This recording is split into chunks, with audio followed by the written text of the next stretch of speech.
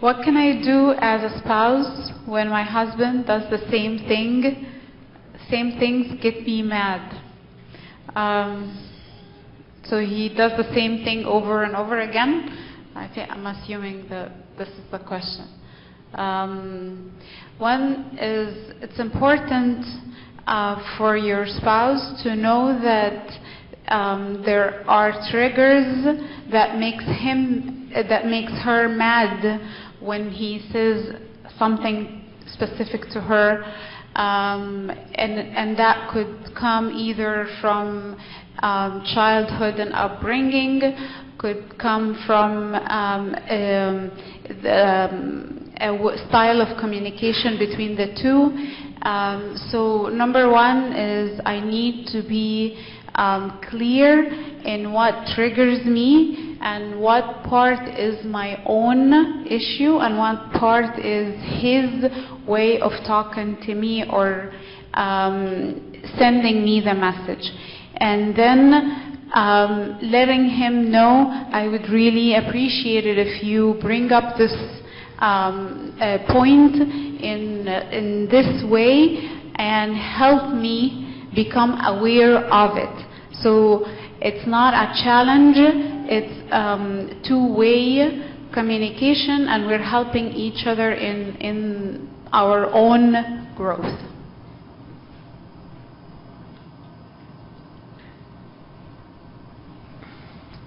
My wife thinks she's always right in any argument. In parentheses, we have many arguments. I try discussing things with her, but she always believes she is correct. With time, I stop talking and I'm always quiet. I think, how can we fix this? I think this kind of exhibits the same thing that we were talking about earlier. I know it was many hours ago. But this is the example of, I guess you can call it the shark and the turtle. So when the conflict occurs, she's blaming, or she's always right. So there is an amount of pride possibly here. She could always be right. We never know. But at the same time, if he is feeling that he is not being heard and there's no point to talk, then there's not an open line of communication. So in this case, of course, after prayer and many attempts, it seems like there's been many attempts, it seems like there might need to be a third party involved, whether it is, like Dr. Yusuf was saying, a priest or a counselor to help facilitate the communication here.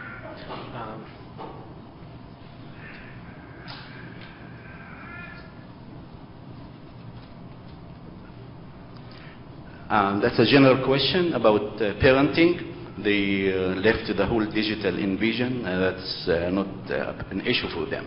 But the question is saying, how do you deal with different parenting styles? Good cops versus bad cops. We lack consistency and our kids are out of control. Of course, if you lack consistency, your children will be out of control. Okay? So what do I do with a situation like that? It is more important for the parents to have a unified front for the children. Yes, one might be a softie, the other one might be a limit setting. We come from different backgrounds. But you need to resolve the differences between the parents, you as adults, for the sake of the children. The children are born with an audio-visual recording unit in their brain when they are born, from day one. I know that's difficult to comprehend, but that is the way they are. So when dad is in a different plane, different than the mother, the inconsistency is really a big problem in child raising. So you need to talk outside and arrive to a unified system. If the children feel that dad and mom are different in styles, it is a bad message for them, number one. Number two, they will play the two against each other. So our children are very smart, smarter than what we think. And a child, 1.5-year-old, can make your life a hell if you are not consistent. So resolve the differences in the presence of Abuna or a Christian counselor. And as we said, what is the medium line that we want to work on is love without spoiling and firmness without violence. If I am all loving, loving, loving, loving, that's not going to work. If I am firm all the time and harsh and punitive, that's not going to work. Arrive to a middle ground by communication.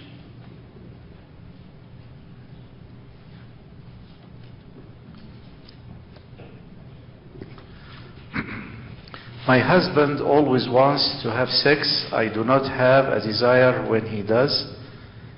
I end up feeling bad. What is the solution? Maybe you need just to check for any depression or something physical or hormonal that is affecting your sexual desire. Sometimes it's because of something temporary, like fatigue, feeling so tired of working hard and taking care of the kids so much. But you try as much as you can to help your husband meet his needs through you. It doesn't help to feel bad at the end of the day because you can't but at least you allow him to start. Sometimes wives cannot start the relationship or don't feel like the desire to start. But if they allow their husbands, in this case, to stimulate them and to arouse them, they will like it. They will respond positively, and they end up with having their pleasurable point or orgasm and relax after that, and everybody will sleep happily. So even if you don't have the desire, it's desirable to allow your husband to start the relationship with you and give him a chance to make you happy. It may frustrate you if he doesn't care enough to make you happy. That can, yes, drive you crazy at the end. But if he's good and loving and caring, allow him to make you happy as much as you can. Unless it's something, too much on you, or you feel like it's something temporary, you can ask him politely, or you can touch him in a way to help him have his own gratification, even if you are not ready for him to touch you. That's fine too.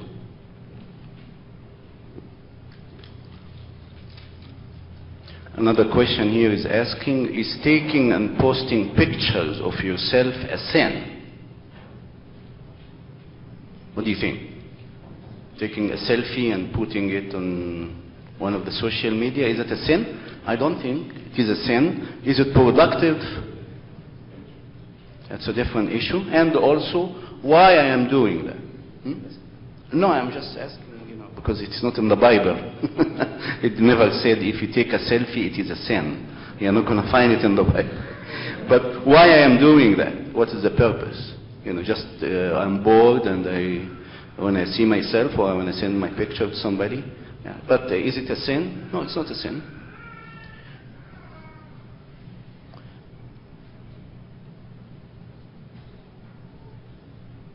Yeah, what do you do if you feel like your spouse is addicted to the cell phone? How do you respond because the spouse, the other way, disagrees? Hopefully, a topic like today, a discussion like today, can increase our awareness that the addiction does exist. 10, 15 years ago, addiction meant an addiction to a chemical substance. And right now, this whole mentality changed. There are addiction, of course, to sex, addiction to technology, addiction to shopping, addiction to work, workaholic. Also, another point you can do is to find alternative. It is possible that the person who is so immersed in addiction is doing that out of boredom or out of depression or out of not finding what to do and creating mutual subject to enjoy together. You can't abandon all the gadgets, that will be unrealistic, but addiction to a cell phone is a matter of degree. You need to examine other aspects of the marital life to see if he is bored or has a certain complaint, and to build mutually acceptable hobbies together.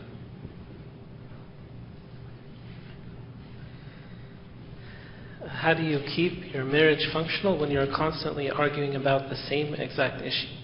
Well, first of all, it's not healthy to argue constantly about the same issue. So either we're not going deep enough, like we were saying before, to the real issue, or we're not using the proper methods when we discuss it.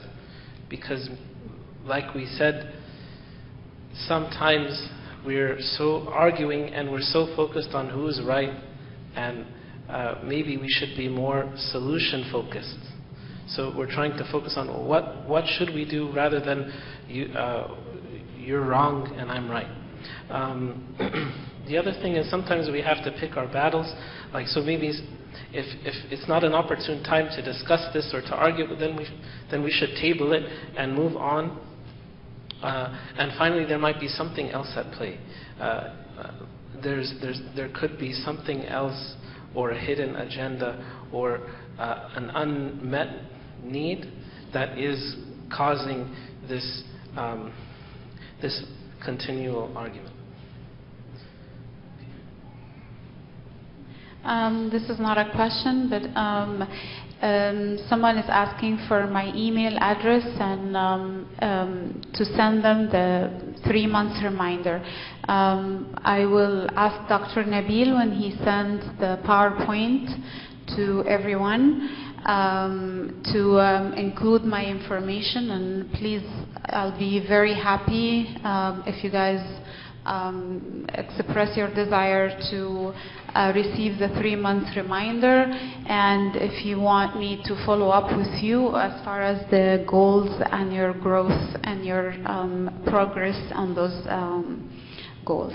There's a question here, says, how do we avoid being enmeshed in family events, holidays, when each family makes us feel guilty that we don't see them, or I'm not sure, we don't have enough time.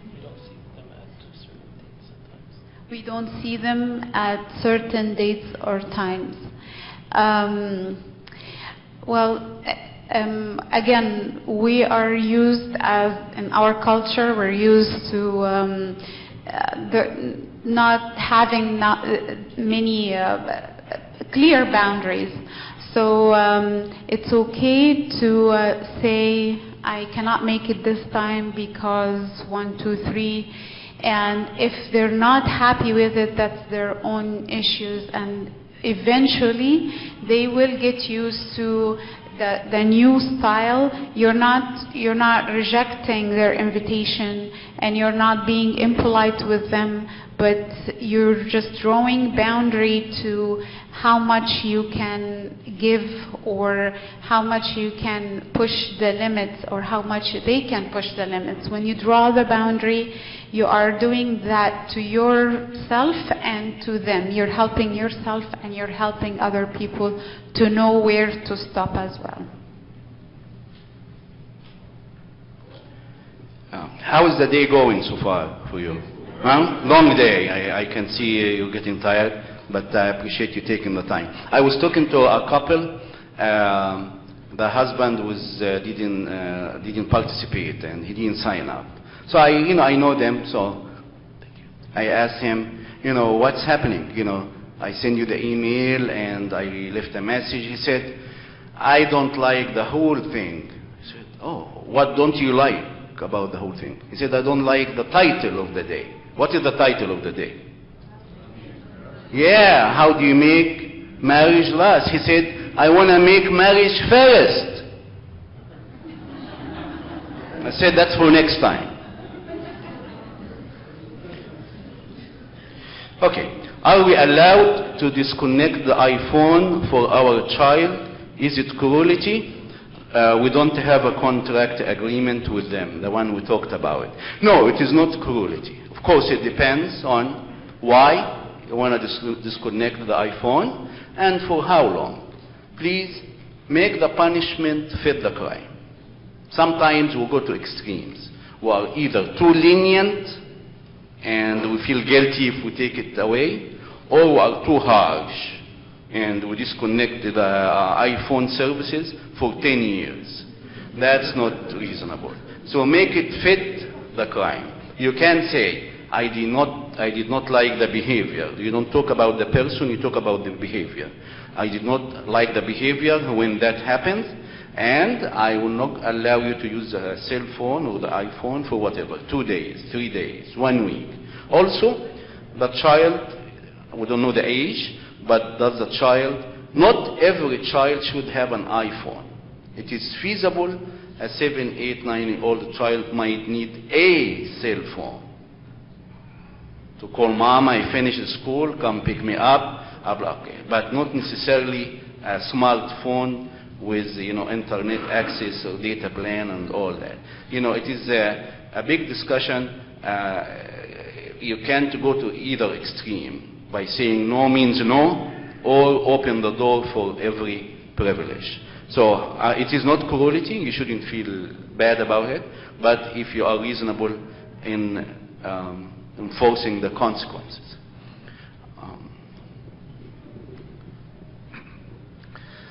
How about if I come late from the work and wake me up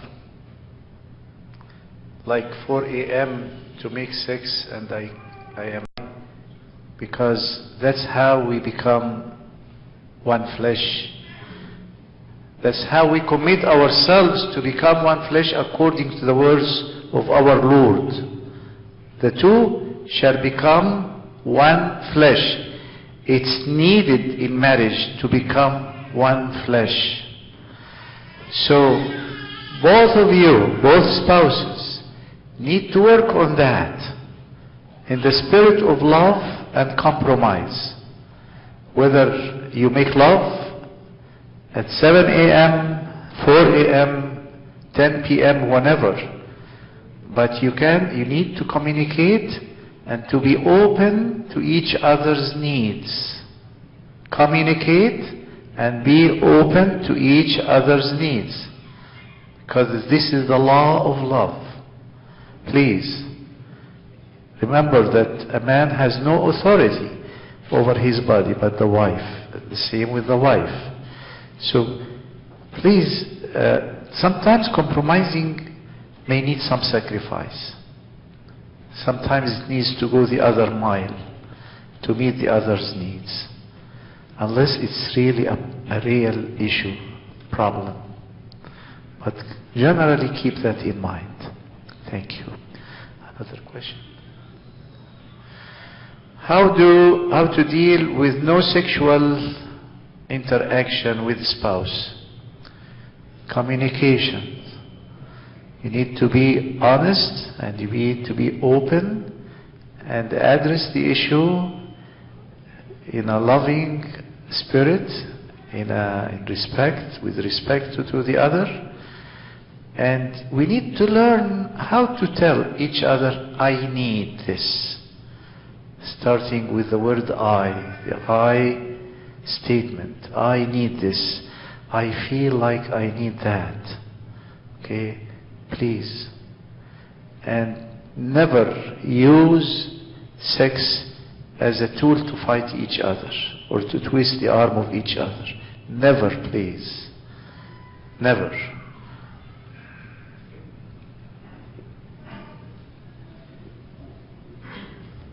There's two questions, but they're both related. The first one is, what is the absolute truth or the point of reference, the fixed point for us to go back to? For example, when we argue, it's because each of us thinks he or she is right. How do we find out what is right versus who is right? Any ideas? The woman is always right. Well, no, first of all, I mean, obviously we go to the Bible as the reference.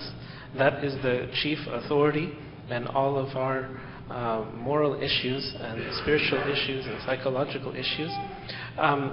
But after that, there may be many right ways to the same goal.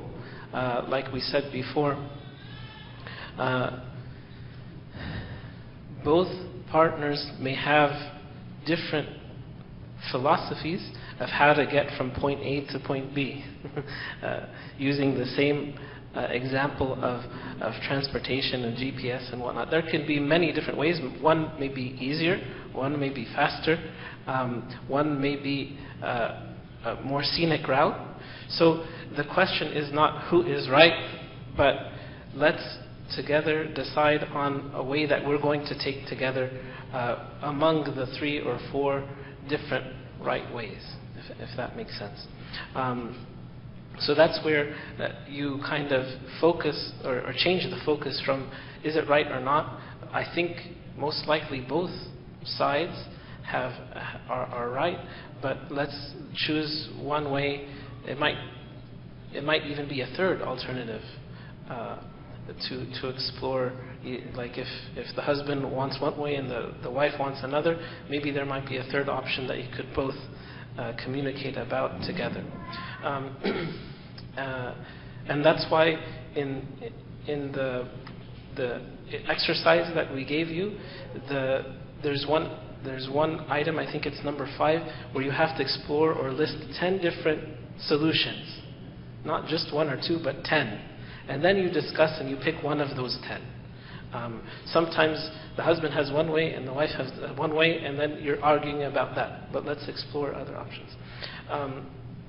The other question, which is similar, is it a bad idea to consult multiple priests and counselors for marital issues when there is disagreement with one or more of them?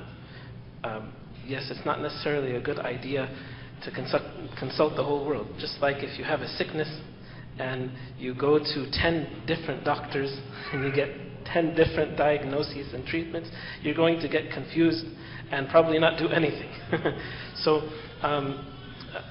of course, we have to be careful as to which counselors we choose. You know, are they Christian, or what is their theoretical background and perspective?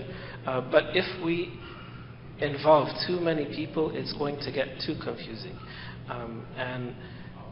So kind of like with the physician, you might have one primary care, and if you're not comfortable with the response, maybe you get a second opinion, or possibly even a third, but it's best to stay with every couple should have at least a spiritual guide or a father of confession to refer to, but sometimes for certain marital issues they might go to a professional, and that's okay. Hopefully those two don't disagree. Most men are passive in the marriage. I didn't say that. The paper says that. In everything else, which results in a lot of disagreements in the house. It's expected of him to have some reaction, but he doesn't give any. How should we fix that?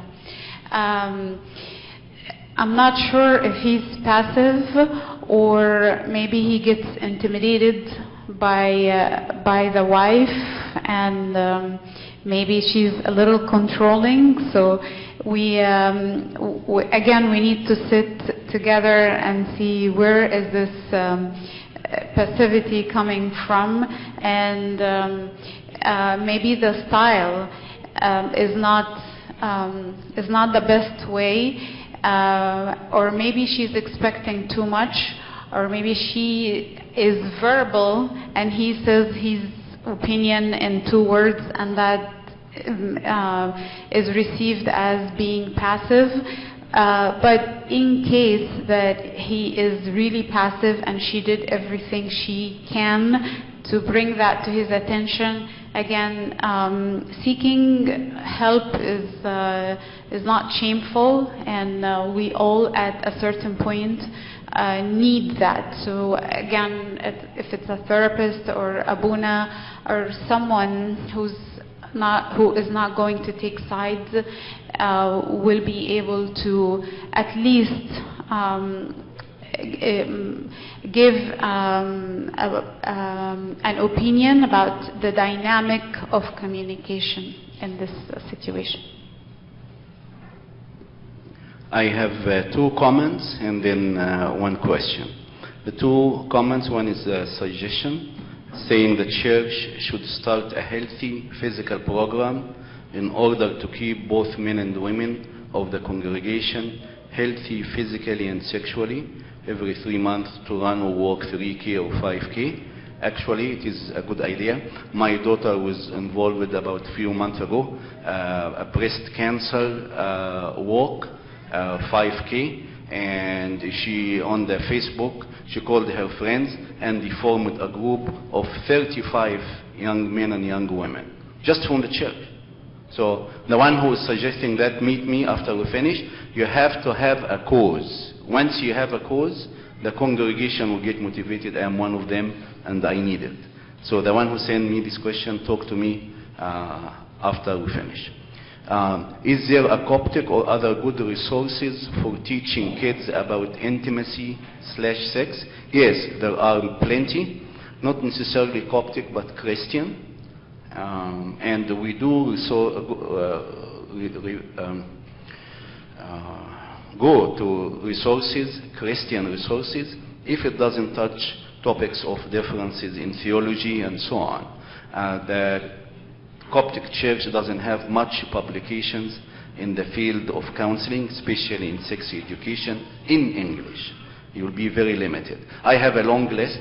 Actually, I'm thinking about if my brothers and sister and Abuna send me the presentation, I will put the 4 PowerPoint presentation with the 4 handouts, the document, and some pictures and the resources for sex education in one group on a Dropbox.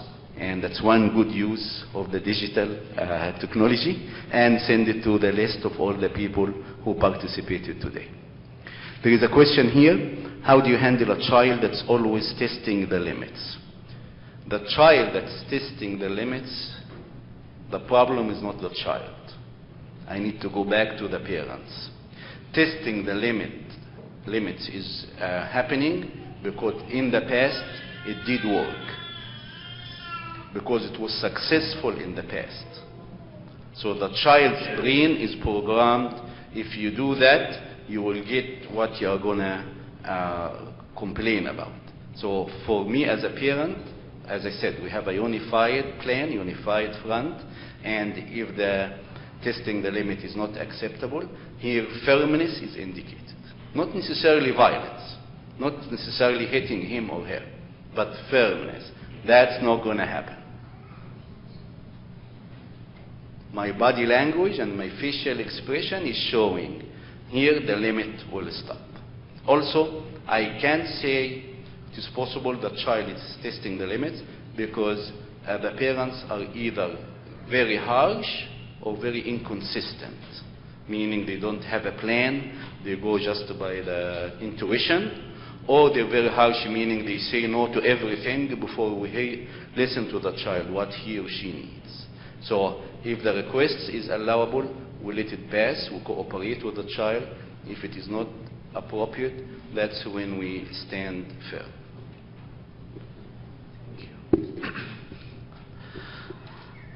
Dr. Yusri, I had confronted my spouse with things that disappoint me, and I told him I can't take it anymore. Do something. He realizes his mistake, but don't do anything.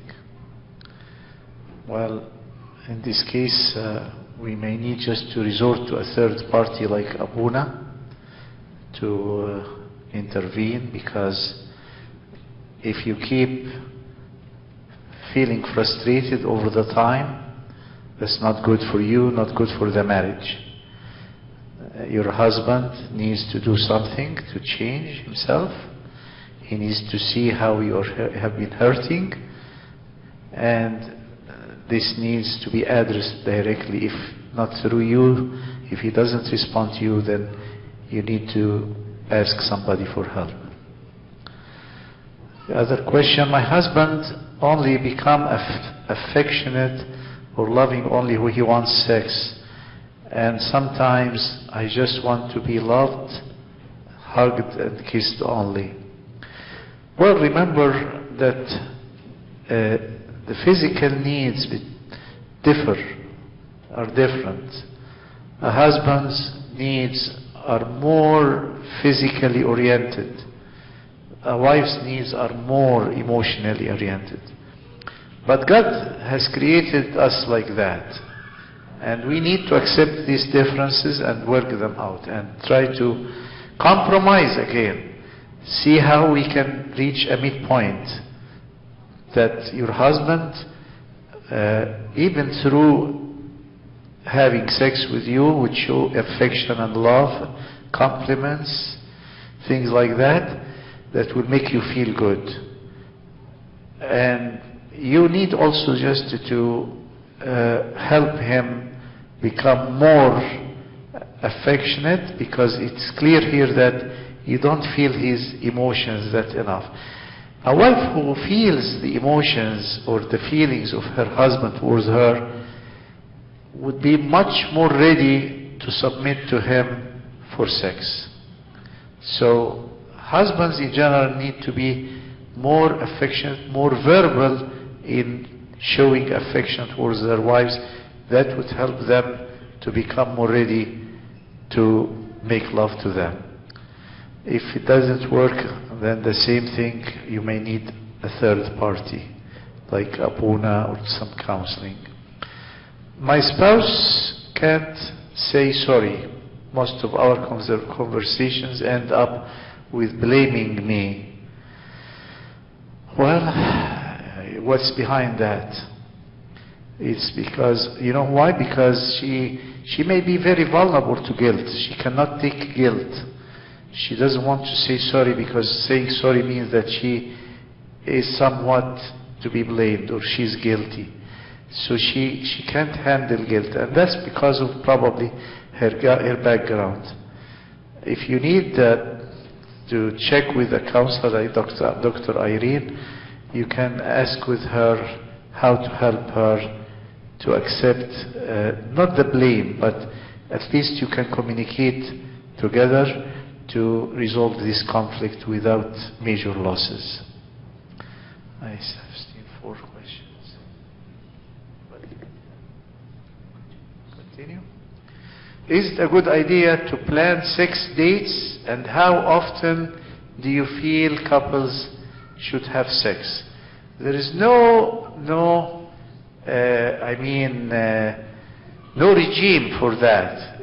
These things that you can agree about a regime together for a 6 date, once a week, twice a week, whenever, and you can just feel free to ask for that. Yeah, there is nothing wrong to ask your spouse that you need to fix a date or time to make love to each other. That's fine. Okay? Some people like just to keep it like casual. That's fine too. But this is something that you need to talk to your wife or to your husband about that. Try just to develop this kind of communication of our sexual needs, sexual life, freely, without feeling guilty or shamed or blaming each other or feeling that that's something dirty or disgusting or anything like. Please develop this kind of purity when we deal with our sexual needs in marriage. All things are pure for the pure. And God has created sex to be expressed in marriage. Nothing wrong with that.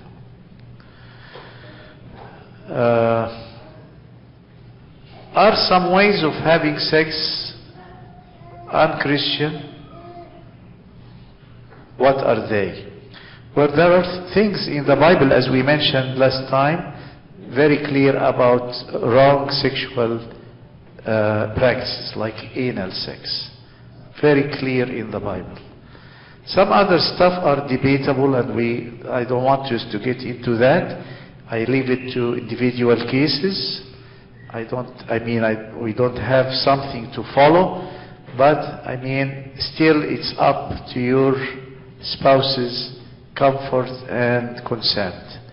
You don't push yourself on each other in a way that is not acceptable, especially when it comes to debatable things like oral sex and stuff like that. But, for example, anal sex has been talked about in the Bible clearly. It's bad, it's wrong. It's using the wrong thing, the wrong place that was not created for sexual intercourse to make love. Love is through what God has created for us to make love. And if Abuna wants to correct me or anything, that's fine. Anybody has? I have two questions.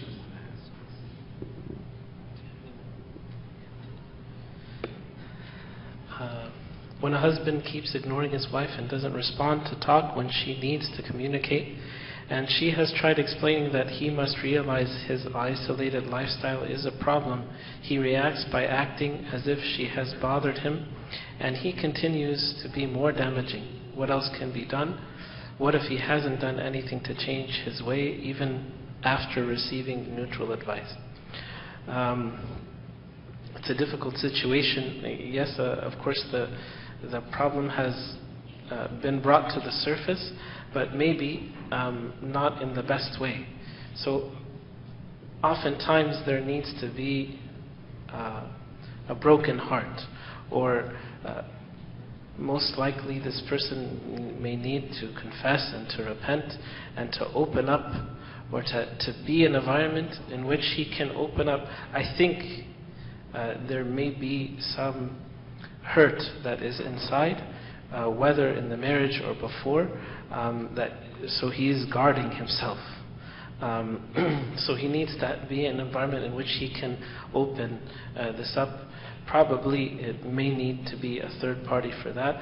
So you have to pray for the situation. Don't be afraid or hurt that when he responds this way, because this is a general response whenever anyone whenever you tell your spouse or bring to their attention an issue that you have a problem with, the normal reaction is going to be they'll ignore it, or they will deny it, or they will attack back, like we said with the shark. But make sure you're approaching it your spouse in the proper way.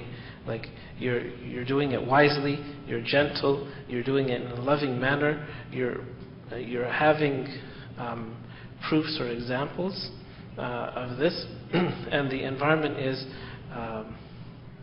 not hostile. So continue to pray, continue to attempt, don't give up, and God will hopefully open both of your hearts. The second question is similar to that. If I do all what was commanded of me in the marriage, why sometimes I feel like I am not appreciated enough?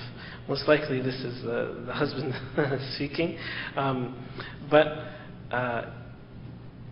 first of all, it's not just your commandment to follow the commandment, but you need to probably open your heart more to love more. Even while we were still sinners, the Lord loved us. So try to love more, to express that love in a better way, and express also the fact that your need is not being met, that you're feeling this way. I don't know if you've already communicated this to your spouse, but that would be a good place to start, especially by using the I feel statements. Is it okay for my husband to do his hobby for one entire day a week? How important is this? 1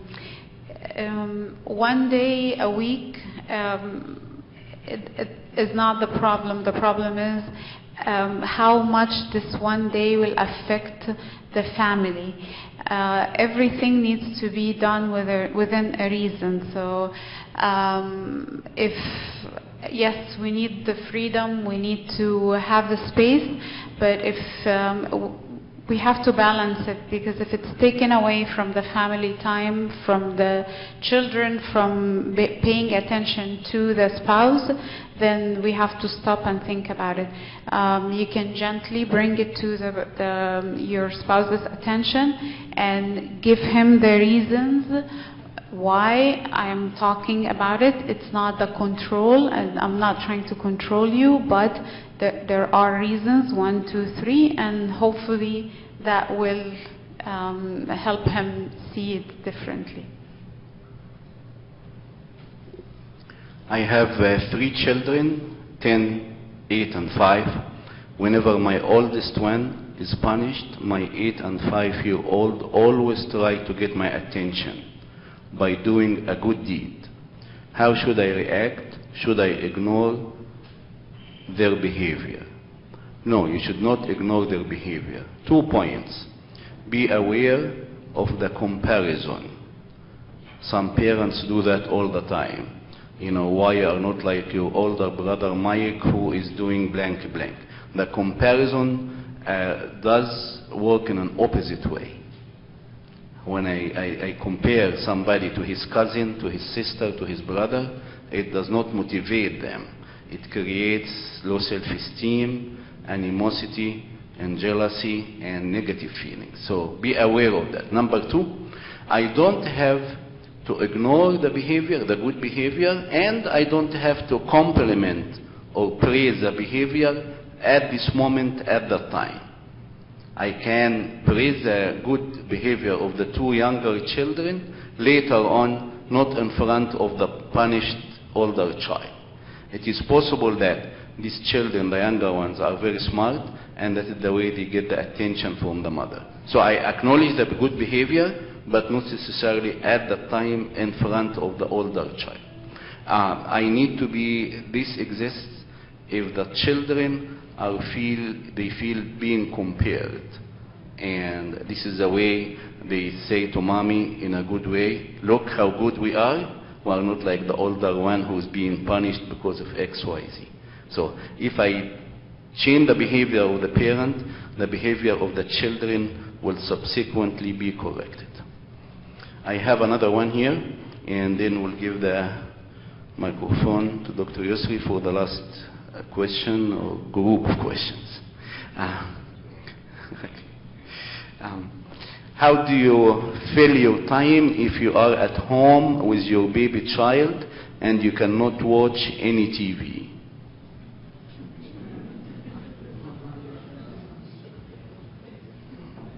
I don't know. What do you think? Read a book. Yes. This is a hobby that's dying nowadays. But why cannot watch any TV? Well, I'm not saying don't watch TV. If you don't have a TV, that's a different issue. But a mother who's staying with a baby is understandable. She's doing the most noble job ever. You're forming and you're molding the personality of the child for the next 70 to 80 years. That's what you're doing. So it is a very important job. Sometimes mothers feel low self-esteem. I am just a homemaker. That's what they say. I'm like, if you're not employed outside the home, you are just you're wasting your time. Of course, this is one of the most difficult jobs because it does not end at 5 p.m. So I feel that you're doing contributing to the community and the welfare of the humanity at large and the church in particular. Or, you can be creative in how to keep yourself busy, pursue a hobby, and don't get a negative feeling from what we spoke about the digital invasion. The issue was to increase the awareness that the digital world can overtake our life. But of course we need to use it. Last 2 questions, and then we'll stop 20 to 5, and I will tell you what we're going to do in the 5 minutes left. There was a question about 111. Still have some questions? Oh, okay. Well, I have 2 questions. One of them may need some special attention. It's about a husband complaining of his wife. He's calling her an abusing wife. Always thinks she's always right, her way or the highway. It get to the point to hit the husband or destroy the property, like destroy his collection of every valuable coins or banknotes, money, shouting and okay, etc., etc. Well, I think this marriage needs special attention. They need to contact one of the counselors, or at least Abuna at the beginning, to seek some help, because this is not right. And if he tries to explain himself, she feels that it's nothing but an excuse. Second question, and the last one here, I try to approach my wife to conflict resolution. I think that question should have been to Abuna. Somebody wrote my name. But she has grown accustomed to do nothing, not to discussing things immediately, and just wants not to talk about it, despite the fact that the conflicts do not get resolved. This makes me lose my temper. That's wrong, and is always a reason for us to lose our calmness. How do we resolve this issue? The same thing. Sometimes we need to have counseling, I mean, like marriage counseling or something like that. How to deal with my wife when she is on 111, 111? Don't call 911. Okay. Well, there is something behind that. What's behind that? She probably is not happy in her marriage, who knows? But, I mean, at least you need to ask somebody to talk to her, or ask her to talk to someone.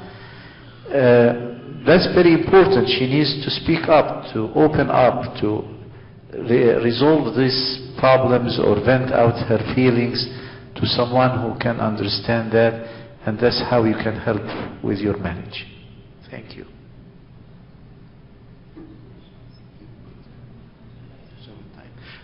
We're going to stop at this point. I like to do three things. Abuna will pray for us to finish the day. If you have children, before you leave from here, I need the evaluation form, please. Give it to me in my own hand. I'll be standing here. I need one from each package. And after you give it to me, if you have children, please go to the next building, pick up your children from the servant, tell them a good word of encouragement. And after all that, Simon and Diana, if you stand up please, so you can see you, they are going to continue social activity at Santa Monica Beach. Just talk to them or come to them, they will guide you where to go. Thank you, it has been a pleasure having all of you. You made it a beautiful day.